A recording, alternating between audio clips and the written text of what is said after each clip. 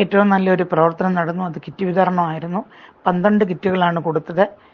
2 packet Ajina അരിപ്പൊടി, 1 kilo സവാള, 1 kilo പഞ്ചസാര, ടൂത്ത് പേസ്റ്റ് 1 ക്യൂട്ടി സോപ്പ് 2 ജീരകം, കടുക്, 1 കിലോ ഉപ്പ്, സൺഫ്ലവർ ഓയിൽ തുടങ്ങി 11 സാധനങ്ങൾ പാവങ്ങളായ കിടപ്പ് രോഗികൾക്ക് വീട്ടിൽ കൊണ്ടുപോയി കൊടുത്തു. 4 PM അധ്യാപക ഭവനിൽ നിന്ന് ജില്ലാ പ്രസിഡന്റ് ശ്രീ മനോഹരൻ, ജില്ലാ ജോയിന്റ് സെക്രട്ടറി ശ്രീമതി പത്മകുമാരി കുഞ്ഞമ്മ, ശ്രീമതി രാജേശ്വരി സബിത എന്നിവർ കിറ്റുകൾ ആദ്യം തമ്പാനൂർ മുസ്ലിം റോഡിനടുത്തുള്ള വീടുകളിലും ജഗതി ജംഗ്ഷനടുത്തുള്ള വീടുകളിലും വഴുതക്കാടുള്ള വീടുകളിലും എത്തിച്ചു.